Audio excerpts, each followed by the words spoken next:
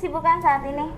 Di masa PPKM ini sih kita itu kan otomatis kerjaan di musik kan sementara postpone ya, jadi reschedule. Jadi kebetulan kita fokus ke bidang sosial ada bersama klub itu Rotary Club dan juga ya sambil mencoba mencari peluang di kegiatan lain, bisnis sepertinya. Gitu. Oke, pokoknya nggak kehabisan ide ya kan? Oh enggak. Nggak mati kutu lah kalau katanya ya kan, ada aja yang dikerjain ya kan, buat hasilin cuan. Iya benar. Ngomong-ngomong soal musik, sejak kapan ini mulai mengenal musik gitu? Berawal dari mana sih? Pertama kali saya dikenalkan, kebetulan orang tua saya ini kan salah satu pelaku seni juga ya, salah satu musisi di Pulau Nias. Jadi kan kita asalnya dari Pulau Nias. Jadi saya dikenalin musik itu dari umur 4 tahun. Ya, mungkin diajari nyanyi dulu sama main keyboard, ya keyboard standar lokal lah, standar daerah. Iya, kan udah paten lah di kampung-kampung. Iya, di kampung-kampung udah Medan paten. ya kan. Ya, kalau orang Medan bilang kampung-kampung udah paten Udah lah paten itu. lah Iya ya. benar. Jadi setelah itu saya ada pelayanan di gereja juga dari SD kelas 6 SD, ya itu masih biasa-biasa aja. Dan mungkin saya fokusnya sejak masuk SMA. Kebetulan saya masuk ke sekolah menengah kejuruan. Jadi di Medan ini ada namanya Sekolah Menengah Musik atau SMK 11 yang memang jurusannya jurusan musik. Jadi di Indonesia itu sebenarnya ada 3, satu di Medan, di Jogja, dan di Bali. Kebetulan di Bali sudah tutup. Jadi di Indonesia sekolah menengah SMK gitu yang jurusan musik itu cuma 2 di Indonesia. Jadi tinggal Medan dan tinggal di Jogja. Dari Nias itu kan saya taunya main keyboard itu. Rupanya sampai di sana pas tes itu gurunya bilang, ini kamu kalau ngambil piano kamu nggak, skill saya kurang gitu, karena kan itu kan harus klasik kan, jurusan klasik. Kalau nggak kamu ambil keyboard aja katanya, kalau nggak kamu bisa nggak lulus di sekolah ini. Terakhir saya tanya kalau yang klasik, jenis klasik lain tuh, oh ini ada nih klarinet katanya. Jadi setelah main klarinet saya juga belajar saksofon, otomatis bisa lah main saksofon gitu. Tinggal ada sedikit aja teknik yang apa. Dan setelah itu saya masuk S1 di USU etnomusikologi. Di situ saya makin memperdalam saksofon saya. Ya, situ kita job lah, ngejob event ya sampai sekarang lah. Ya, Puji Tuhan sampai sekarang profesional ya kan? Ya, jadi profesional. Tapi ngomong-ngomong nih, aku dengar Bang Briani ini ada manajemen musik ya? Sebenarnya grup ya, kita mulai dari grup. Saya punya satu grup besar orkestra. Jadi saya buat ini sebenarnya berdasarkan passion gitu. Di Medan ini dulu ada grup orkestra, tapi mungkin karena by powernya konsumen yang nggak ada, terakhir tenggelam. Dan 2013 saya ada buat bersama teman saya, sahabat saya, Nelson. Jadi kita bareng-bareng ini buat satu grup, ayo kita buat langsung orkestra gitu. Itu pertama itu perjuangan juga buatnya. Kenapa? Karena kita buatnya 2013, eventnya itu 2016 baru ada. Jadi 3 tahun itu kita belajar latihan aja gitu. Latihan terus ya kan? Iya. Sampai 3 tahun baru sampai perform? 3 tahun baru dapat jobnya gitu ya.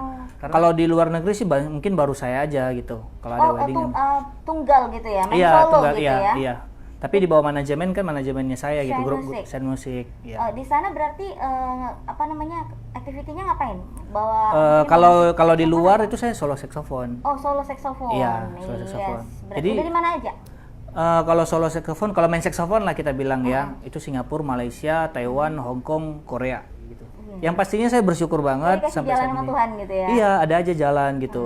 Jadi makanya itu sebabnya saya sejak pas PPKM atau PSBB dulu tahun lalu itu saya mulai berpikir ke sosial juga, karena memang sih di situ kan terpuruk, siapa sih yang nggak terpuruk, apalagi musisi kan. Hanya aja saya flashback yang itu, kok bisa saya dari nol gitu bawa ke sini nggak bawa apa-apa, harus tinggal sama keluarga yang lain gitu. Nah, jadi ya saya lewati itu dan saya syukurin gitu.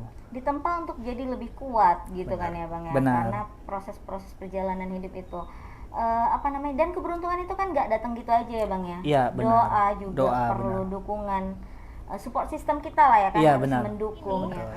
Bang, ngomong-ngomong tadi mengenai penggarapan album ya kan, ada yang ketinggalan sedikit aja. Ada fun story nggak saat-saat waktu lagi buat album itu? Oh, ada banyak sih sebenarnya. Yang pertama dulu yang kayak saya buat album bersama BDG ya, Brian Dwiki Gopas gitu, BDG Trio. Itu kan kita masih muda umurnya, kalau nggak salah 21-22. Dan itu kan kita lagi cara bermain kita kan jazz idealis gitu. Jadi ibaratnya kita ini tiga macan yang dimasukin ke dalam satu kandang. Jadi asik berantam terus. Jadi masing-masing punya ini ya kan? Iya, mereka masing-masing kayak jago gitu kan, jago. Pemain bassnya jago, pemain drumnya jago. Ini aku juga nggak mau kalah gitu. Terakhir kita kalau mengkonsep apanya selalu berantem terus. Berantem sampai satu saat kita masuk Java Jazz. Itu kan kalau harus audisi dulu kan kalau mau masuk ke Java Jazz. Java Jazz ini kan festival jazz terbesar di dunia sebenarnya itu. Jadi ada di Jakarta. Malah ibaratnya gini, kita benar-benar kayak macan gitu, tapi pas di sana nggak ada, pas nengok yang lain-lain tuh, wah rupanya kita nggak ada apa-apanya. Justru setelah kita main dari sana baru kita balik jadi solid. Karena ibaratnya kalau kita berdiri sendiri ya nggak ada gunanya. Perlu harmonisasi lah ya. Iya, kan? Apalagi menggabungkan musik yang tadinya pegang piano atau bass atau yang lainnya gitu ya kan. Berarti sempat terjadi manajemen konflik lah ya gitu. Iya, manajemen konflik. Baru satu lagi, pas sudah mau selesai kita baru lupa. Ini kan bayar, kita nggak punya uang di situ. Iya, berhenti di situ. Iya, maksudnya itu kan idealis pas ditanya bill, maksudnya pembuatan mixing masteringnya berapa itu baru bingung karena terlalu asik dengan buat musik terus. Ya terakhir ya memang kita cari jalan sih. Mau meluncurkan album harus memang ada biaya. Iya. Jadi itu yang aku jalani sekarang Kak jadinya. Setelah idealis, puas idealis, baru ingat rupanya hidup kan lanjut terus. Iya benar. Berarti harus cari cara untuk mendapatkan duit dari skill kita. Nah, oleh sebab itu aku buat bukan manajemen lah, aku buat satu grup gitu bersama teman juga.